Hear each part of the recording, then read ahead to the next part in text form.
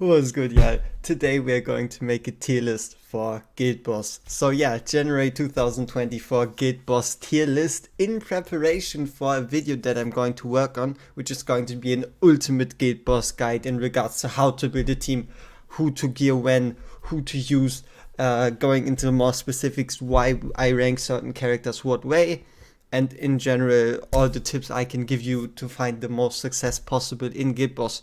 So yeah, let's get straight into the tier list. So the highest tier is triple S, the best characters you can find for GuildBoss, and then going all the way down to S, A, B, C. Then we have the special category. Those are characters that you can't really judge as triple S or any of those because they have like something special that might not work for every account, and I mean, you see what I mean. And then we have the Lord bonus category. Those are heroes that are just there for the Lord bonus. Alright then, let's get straight into it. So we're going to just start with Abomination over here. Abomination, so honestly it really depends on how far you're into the game, but the further you go into the game, the less useful he really becomes. But at the end of the day, he is a solid damage dealer, and if you do need to fill up your Nightmare Faction bonus to get your 4 Nightmare Faction heroes, Abom always isn't a bad choice, which puts him into a solid B tier in terms of guild boss damage. Now, Ein, if anything, is a Lord bonus. If you really happen to need to play guild boss and you're really early on, Ein might boost your Idril, Brienne, whoever you want to use, but there is no Watcher faction team for GuildBoss. So yeah, if anything, Ein is Lord bonus, but even that is a bit critical. Then we have Ajax. Ajax is in our first scan, the special category, and that is because of his passive that reduces the magic resistance of the GuildBoss that can work together with, for example, invulnerability debuffs. And the main reason he's going to get used in GuildBoss is if people use Hex and Zillitu. So Hex and Zillitu together both deal magic damage, and then the goal is to have Zillitu and Hex carry your run and then amplify that damage through the use of Ajax passive, but that only really works if you happen to have Hex and Zillitu, and then preferably even an Infernal Lord on top. So yeah, that puts Ajax solidly into the special category. Now onto Absin. Absin is pretty solid C tier.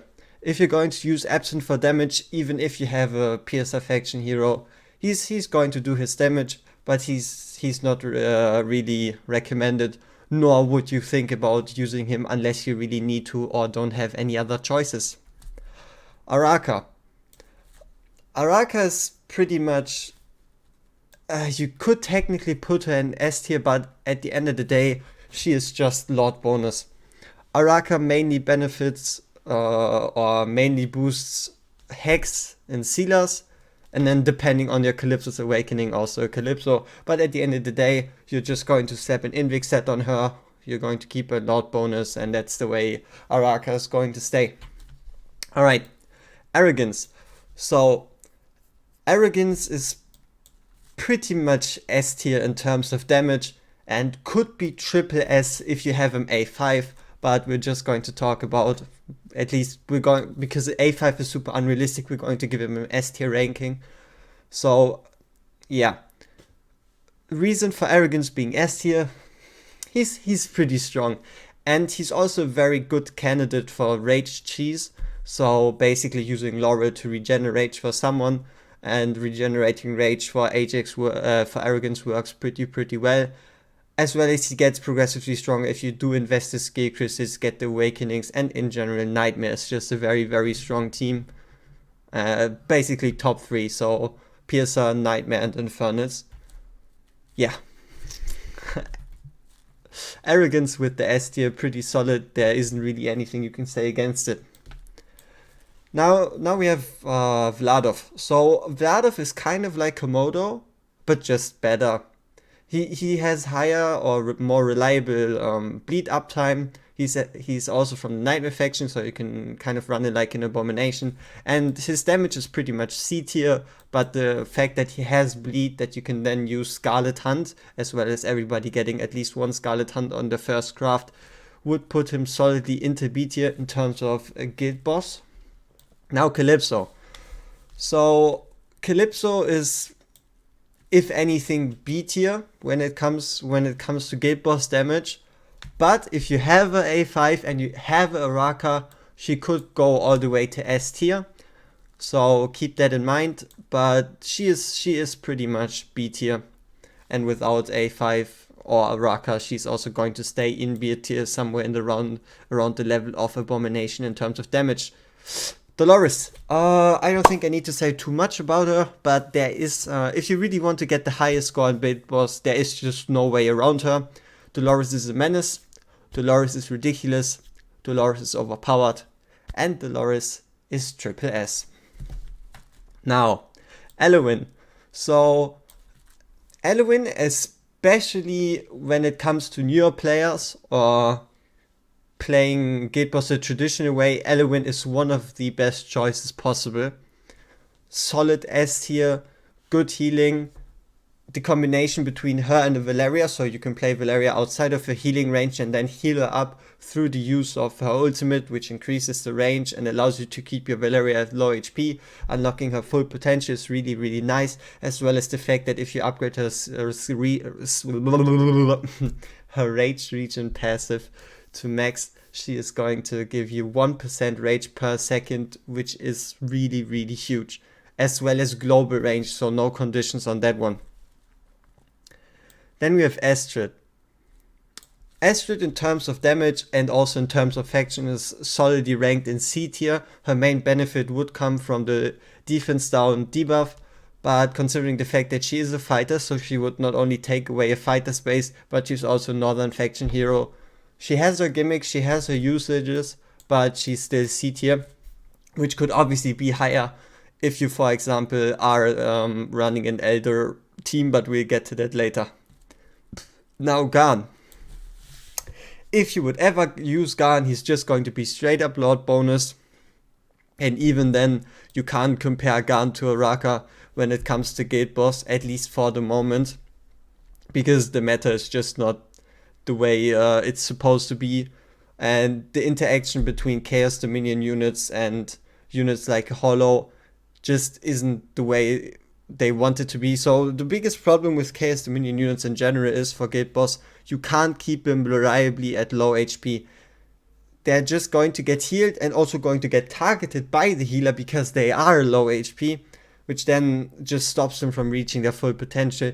And what you would want to do is actually add in a Chaos Dominion healer that keeps them at low HP. But the biggest problem with those healers is that's the only thing they do. They just heal. They don't give rage region, they don't give attack speed, they don't do anything like that. They just keep people at low HP, and that trade-off is just not worth it.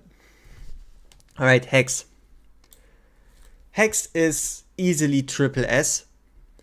Hex's damage potential is ridiculous, and when we talk about Hex, especially Awakenings, big power spikes are going to be the A1 and the A3. Those are like the two biggest power spikes for a Hex. And now comes the interesting part. Hex is actually better to be run in a Piercer team compared to an Inferno team, because contrary to what people usually believed at the beginning of the game and all that, when Pyrus, Twin Fiend, Solkadens, whoever actually stops Hex from attacking, it negatively affects his damage. So if you have the choice, and especially if you're running a Piercer Inferno team, take out Hex out of the Inferno team and put him on the Piercer team. So yeah, Hex, easy triple S damage. Now Leia. Leia's a bit interesting. So Leia is also another unit for the special category, because if you want to use her without Laurel and without that whole Laurel cheese that we'll get into it, be it in the later video or once we get to Hollow down here, you don't actually have a space to use her because she can't heal the outsides, nor can she restore rage as well as Elowin can, which puts her in a special category. But if the team combination is right, and if you're running the right heroes, the impact of Leia is ridiculous. So the main goal with Leia is that you place her in, have her in a tumultuous horn with a maxed out ultimate, which allows you to place her in, activate her ultimate right away, restore rage, give it damage buff, and then you can take her out again. So yeah, special category, there need to be certain circumstances met, but then Leia is ridiculous. Probably triple S, but for the moment, special category. Holo. With the way GuildBoss works at the moment, and I mean, I've already talked about it a bit, what is that even with Laurel cheese and all that? So what happens, or what happened since the start of the release of the game, is that now everyone is trying to reach 100% ult uptime on all their characters. So because basically no hero is strong just through basic attacking, but in his ultimate is where the damage lies for any character, be it Hex, Sealers, Arrogance, whoever. And the big part about Holo is that she actually restores, comparison to Elowen, restores rage on her ultimate. So if you can have Holo ult more, then she's also going to restore more rage, which could lead to her restoring more rage in comparison to Elowen, as well as her having vortex range. So yeah, you probably know what I mean, but her range is really advantageous in building a team around her, as well as working very, very well together with the Dolores when it comes down to setting up a team and just playing around her. So Holo is a million times easier to build a good Laurel Rage team around than Elowen actually is, which puts her in triple S tier. And when I do release that GuildBoss video, you're going to see it, because Holo is ridiculous for GuildBoss. Alright. Komodo. So Komodo's like a Vladov, but worse. He also helps with bleeding. He has some damage, but he's basically like a Vladov, but worse, which puts him into straight C tier. King Hars, if anything, would only be used for a load bonus, but let's actually sort them down here. So out of the load bonus heroes we have at the moment, Araka's definitely the first, then either Garn or King Hars, and then we have Ain at the end there. Alright, Laurel. People were underestimating her, but after 1 month, 2 months of game release, Laurel came in clutch. She is ridiculous. The amount of damage Laurel adds to a team, even though she's an epic, doesn't need any gear, doesn't need awakenings, doesn't need skill ups, is mental. So yeah, as you can see, we're already kind of building up like this standard Laurel Rage team, which consists of Holo, Laurel, Dolores, and then, for example, even Hex in the triple S category. So yeah, let's continue. Lugaru. So Lugaru has pretty solid damage. He has a good faction, Nightmare faction, and then rather unfortunate one, I guess, which is the Chaos faction. So he can't really make use of his Chaos faction, and the problem is his kit revolves around him being on low HP, and as we've already talked about, it is quite hard to keep Chaos Dominion units at low HP if you're running GuildBoss, especially with the healer, be it Elowen, be it Holo, whoever you're using. But he also is very good at applying bleed, so the what do you say? Let's call him assistant bleeders. You have Komodo, Vladov, and then you have Lugaru as like assistant bleeders and helping out Salazar keeping up the bleeds. Alright, now we have Lunaria. Lunaria is also only going to be used for her load bonus, but it's definitely going to rank above a King Horus and above a Garn when it comes to usefulness. Though the condition is that you do have a Sealers and you have a Hex, because those are like the two most useful, most used heroes when it comes to doing damage in GuildBoss, at least from the Piercer faction. Alright, Mary. Mary is easy S tier, and now you might be wondering why. So the reason Mary is easy S tier is because if you build her on a full speed build and don't use her ultimate, she has 100% uptime on 20% magical and physical vulnerability. So her only purpose is being on the field, constantly applying magical and physical vulnerability, and through that one raising the damage of your team while not even doing damage herself. So her only point is being a debuffer, but she does that really, really well with 100% uptime, which yields tremendous results, which puts her solidly into S tier when it comes to GuildBoss. Sargak. So Sargak is again kind of like Lugaru. He also applies bleed, has a nice GuildBoss faction, which is the Piercer faction, and he also suffers kind of from the same issue, which is his kit revolves around staying at low HP, but he has trouble staying at low HP when he's actually in a team with someone that then constantly heals. So he's kind of like Lugaru, but he probably has slightly less damage potential than a Lugaru. Alright, Vorov. So Vorov is one of those units that you are only going to use in the beginning. If you start out with the game and you're looking for someone that can do some damage, Vorov is going to help you out, especially if you want to build someone for faction, for fighter promotion trials. So then you can upgrade Vorov, and he's going to do a couple millions in GuildBoss, and he's kind of like an Ezreal, like an Estrid, but he also has again the unfortunate Nightmare faction, which then puts him into C tier. Wrath. There's how do we judge Wrath? So in terms of damage potential, a Wrath is going to cap out at around 26 to 40 million, which obviously isn't bad. So especially early on, he's going to be a huge benefactor. He's actually going to get played, and simply from damage potential, he's easily an A tier, probably even in front of Lugaru. But his main usage, especially once you get further into the game and get and acquire more units, is going to be as a Lord bonus. But they're even ahead of Lunaria when it comes to usefulness of his Lord bonus. Then we have Autumn. Autumn is also one of those heroes you might just use in the beginning to boost your 1 or 2 6-stars to get the most blood, but at the end of the day, she is not really used that much, nor is she seen that much when it comes to GuildBoss.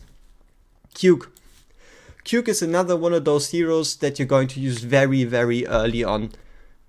If it's like your first week of playing and you just want to get the most damage in GuildBoss with the least investment, Cuke is probably the best choice, which then I guess puts him even ahead of Vorov.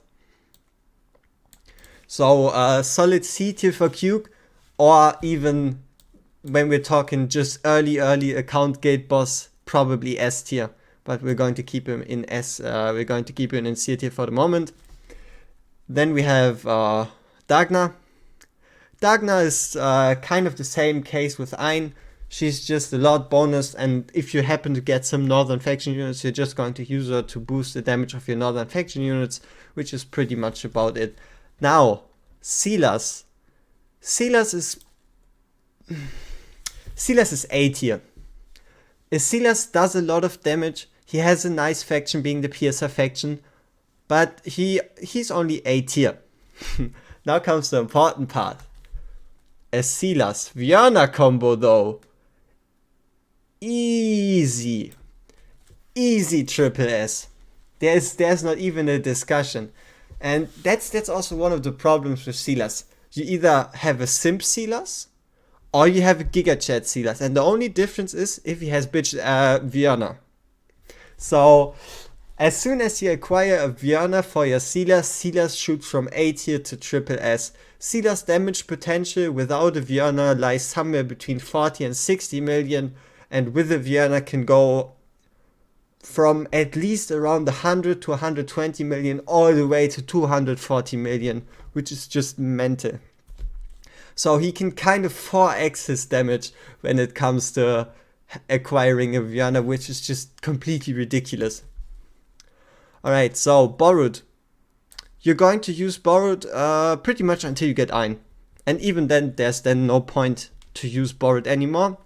So yeah, Lord bonus if anything at all. Deimos.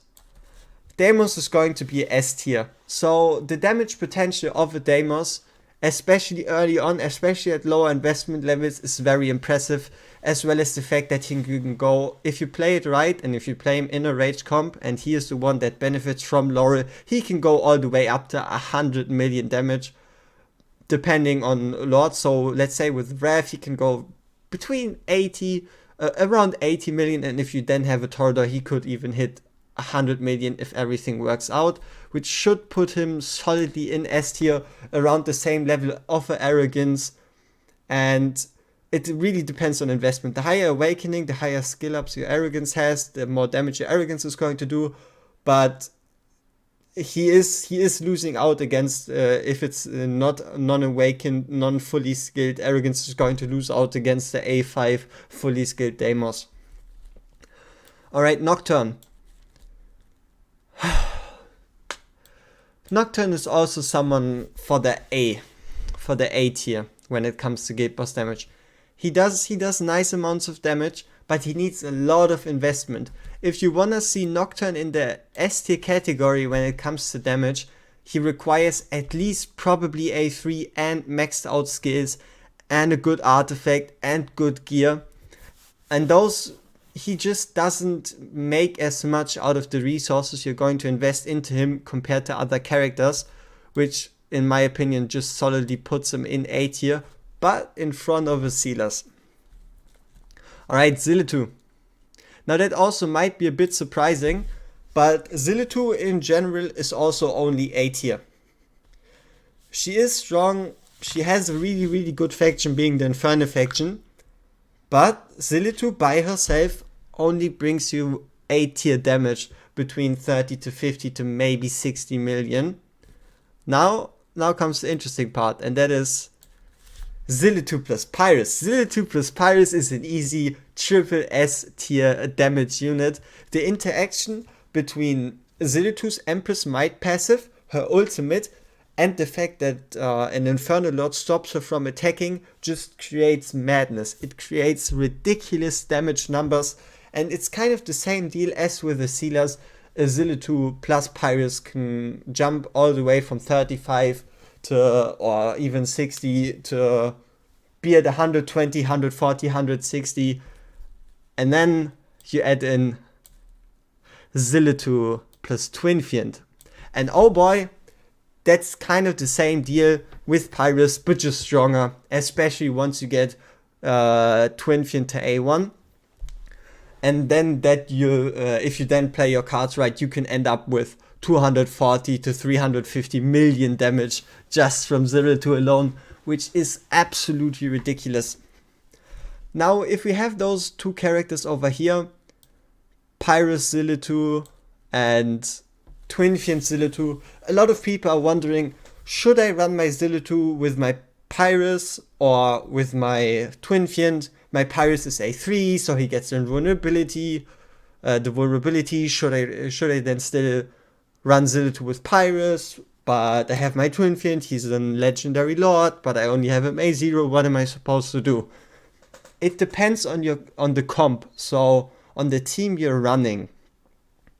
If you're running a Rage Region team, so Laurel, Hollow, Dolores, Volker, whatever, you want to run Twin Fiend.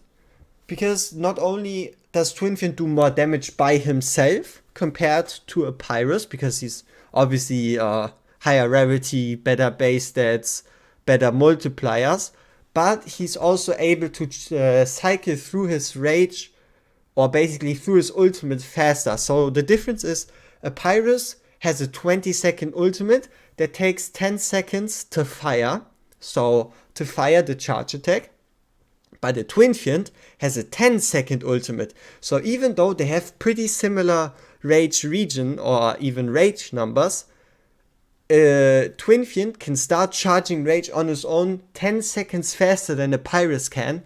And if you then, he's just easier. So if you want to use a Zillitu and a Pyrus and use Pyrus ultimate 2 times per Zillitu ultimate, it is difficult. You can do it, you need certain artifacts, and we'll obviously get to that in the video, but it is harder, and Twinfin is just easier, gives more stats, and also gives more benefits in terms of his Lord bonus in general.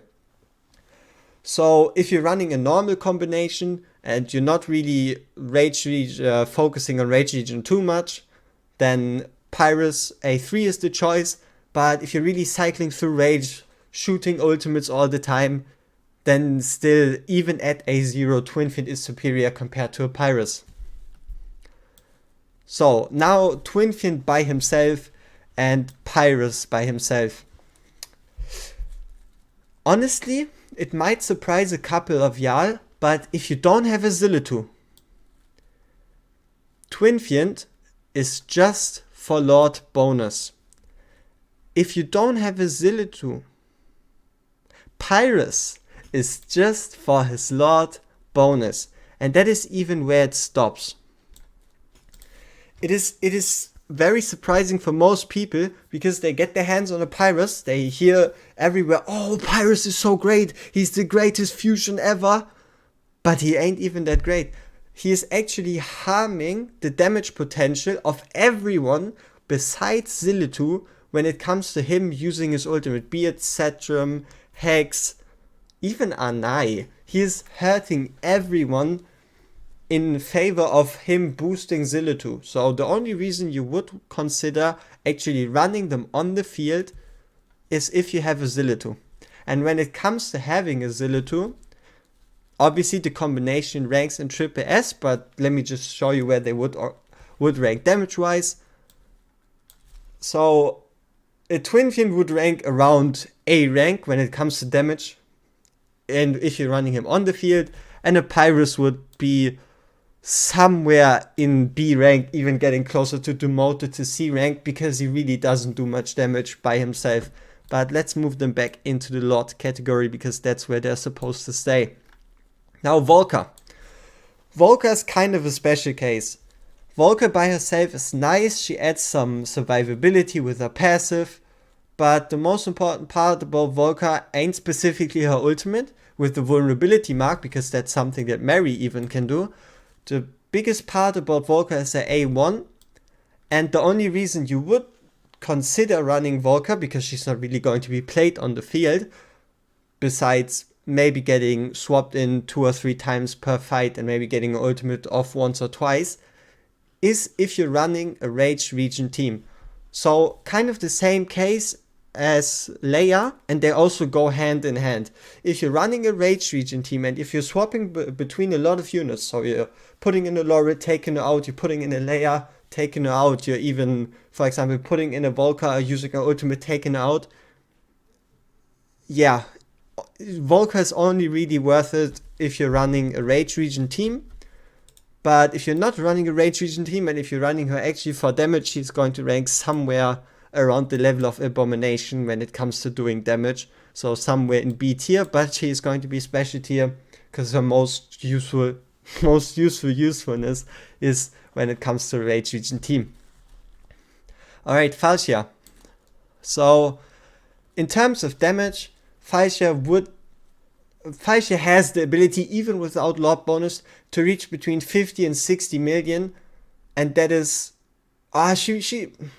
that is even without her being fully skilled up. If you have her at maxed ultimate, and if you're really playing around her kit, if you're triggering her ultimate multiple times per sheet, which she can reasonably do at high attack speed levels, you're going to see a lot of damage. Falchia can probably deal between 60 to 90, even up to 100 million damage, depending on the Lord bonus. So I would probably put her even above Silas when it comes to damage. Falchia by herself even is doing very, very solid numbers, and it's only going to get higher depending on what kind of Lord bonus you're using. So for example, Hars, the only reason Hars is going to work is obviously the 10% stat buff, which is going to slightly, not super strongly, but just slightly increase Falchia's damage. And then where do we have him? So Now, while we're already at it, if we're talking about Falchia and Falchia's damage potential, you can't miss Elder. So, Elder is pretty much King Hearts, but offensively. So, heroes that are actually shielded get a damage increase, or basically attack increase compared to a defense increase. So he's kind of like King Hearts, but offensively speaking, as well as the fact that he's a fighter and he can actually put up some solid numbers by himself. So simply in terms of damage potential, I would put him into A tier, as well as the fact that he, compared to everyone else on the list down there, is even going to get used on the field and not just for his load bonus. So I'm going to pair him up with Falchia in terms of damage, which should put him somewhere solidly in A tier, as well as him obviously allowing Falchia to do the most damage possible. So Valeria. Normally, Valeria should be kind of like Lugaru, having trouble keeping her HP low, having a nice faction, being Nightmare, having a bad faction, being Chaos, and she shouldn't actually succeed. But in comparison to everyone else, Valeria actually can stop heroes from healing her. In her ultimate, she can go down to low HP without getting healed, and then she can, in her ultimate, which is obviously her most powerful stance, make the most of her talent and her faction affinity being Chaos, so the most out of her being low HP. In terms of damage, Valeria hovers somewhere between high S tier if you're just using her, or even triple S tier if you're completely able to make use of her cycles, have her ult multiple times, use her outside of healer range through the use of her Eloin, but in general she's going to end up somewhere at S tier. So Valeria is definitely a force to be reckoned with when it comes to GuildBoss. Hatsit. So normally you wouldn't actually consider using a Hatsit in GuildBoss, but considering the fact that she has a Nightmare faction, and also that having faction, or not having faction, having platform heroes for GuildBoss is rather rare, she can actually deal some very, very solid numbers, which puts her somewhere around the level of a Silas, Falchia, or even Elder. Obviously slightly lower, and there's only one space where you can put her, which is completely at the top right of the map. But she can actually deal some damage, and that's what this Tierlist is all about. Alright, there we go. That's the second picture of Hex. Salazar. So Salazar by himself can do numbers that are around equal to a very stacked and upgraded Arrogance or Valeria or Deimos, but what kind of sets him apart is his bleed. So what bleed does is, not only does it do damage over time, but it also reduces the physical damage, or yeah, it basically lets the target take 10% increased damage, as well as be obviously the main debuff in one of the most popular artifacts for fighters, which is going to be Scarlet Hunt. So especially early on, the impact of a Salazar with his bleeds, with his multiple ultimates, is really, really telling. But there is a trend to be seen with new heroes being released, new tactics being found out, that Salazar gets less and less and less popular. So the difference between him being at the top of S tier and kind of in the middle of the bunch is, do you need Scarlet Hunt? If you're not using Scarlet Hunt, and if you're not relying on Salazar's bleed debuff, then he isn't as impressive as people make him out to be, but that doesn't stop him from still being in S tier. So Anai, one of the newly released ones, one of the heroes that people are very disappointed with, because people made her out to be super strong and potential S tier and here and wow, but she turns out to be just a GuildBoss unit. But this is a GuildBoss tier list, so a nice damage potential, if you do actually max skill her, build a team around her, she is going to be at the top of A tier. If you play completely around her, potentially even in S tier, but your standard Anai is going to end up somewhere around Hatsit's level, which is kinda sad considering the fact that, at least for the moment, she is mainly a GuildBoss only, GuildBoss exclusive kind of unit. Alright, now, Dolores, a lot of people kinda thought that Dolores is going to get dethroned by Constance, that Constance might actually shake up the meta, that Constance is going to be the unit to finally change GuildBoss, to go away from using platform units and bring back the good old fighter times, because Constance can inspiration buff up to 5 different fighters, and considering the fact that there's a lot of strong fighters and obviously they are going to add another heap of strong fighters, people were very, very hyped for Constance. But the biggest problem is Dolores is just too useful. Dolores is too strong. So even if you're building a perfectly built Constance, if you're giving her 40% rage region, be it Glacier or Inspiration set, completely max out her skills, she still can't quite keep up to the level of effectiveness that Dolores has when it comes to the real endgame combinations. So again, a Laurel Hollow Rage team. So what happens is, if you play it right, there's going to be phases where you're going to use a Dolores ultimate, and then as soon as the Dolores ultimate is up, you can trigger another one, so you can pretty much go 2 Dolores ultimates back to back, giving you 40% 40-second consistent inspiration buff. But that's just not possible using Constance. So depending on if you have a Dolores or if you don't have a Dolores, let's say you don't have a Dolores, then Constance would be an easy triple S tier, because she is going to be your only inspiration booster, and she is still going to have a major impact on the amount of damage you can do in GuildBoss. But if you have a Dolores, Constance is probably somewhere around S tier if you're using a normal team, but mainly somewhere around A tier if Constance is supposed to run in a rage region comp where Dolores is just going to be superior. Setram. Setram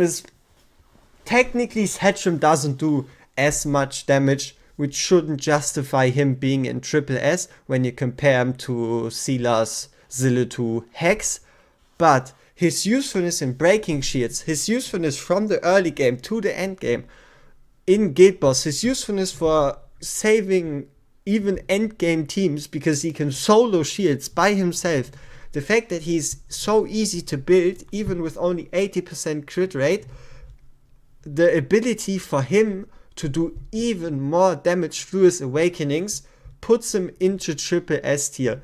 If you're looking at any kind of Inferno team or even any kind of top tier GuildBoss team, you're going to find Setram.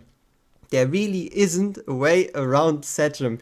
He is that prevalent, he is that important, he is that strong, even stronger than Beard, Salazar, Deimos, Valeria.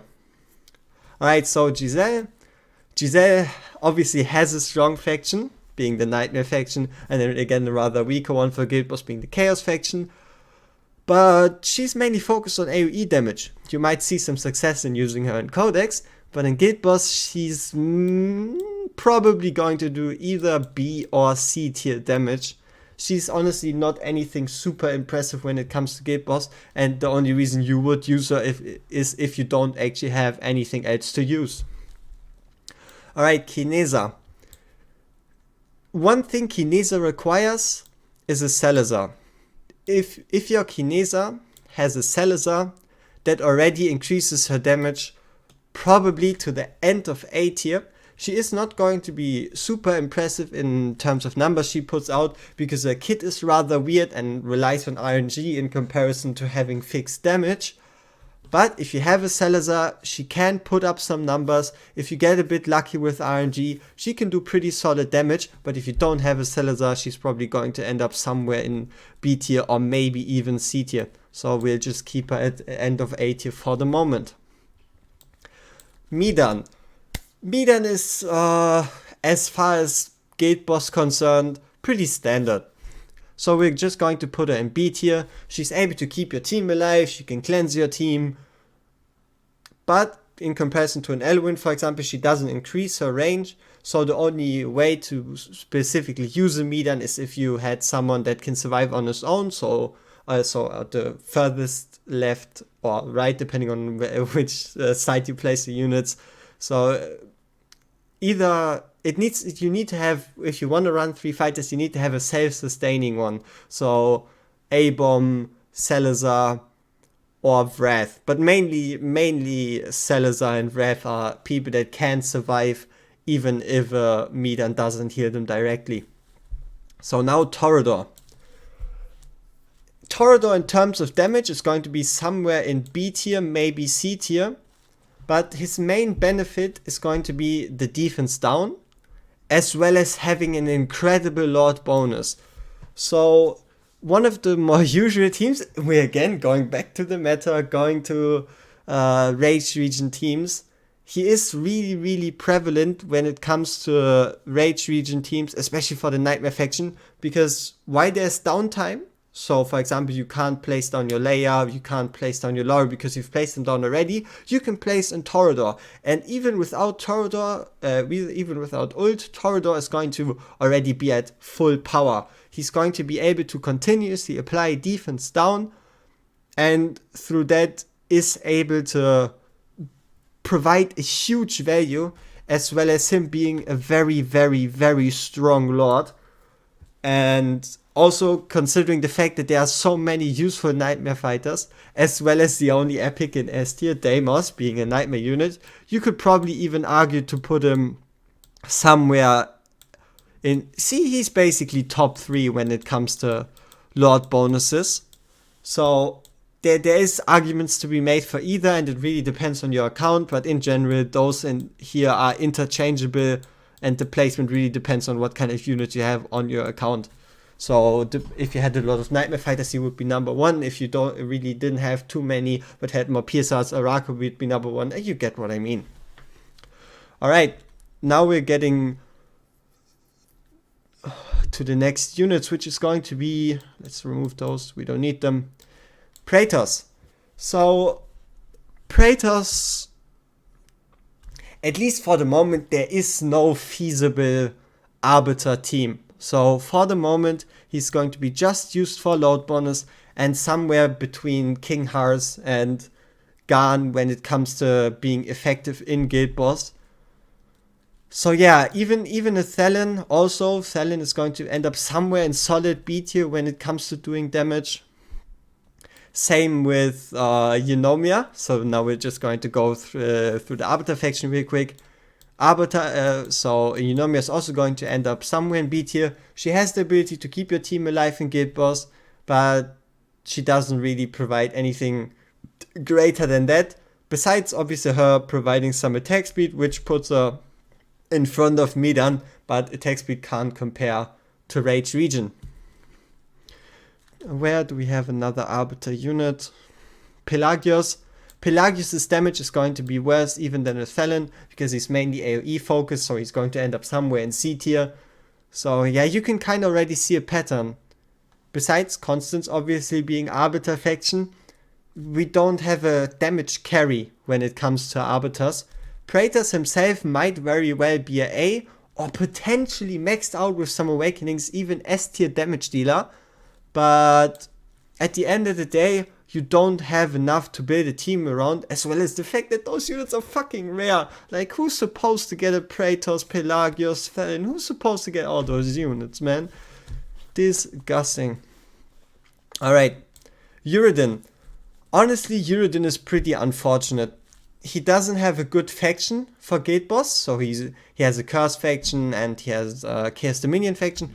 Both of those aren't really relevant in GuildBoss, as well as him being primarily focused on more like AoE type damage, which puts him probably somewhere in C tier when it comes, or even maybe just because of his overtuned stats, somewhere in B tier when it comes to GuildBoss damage.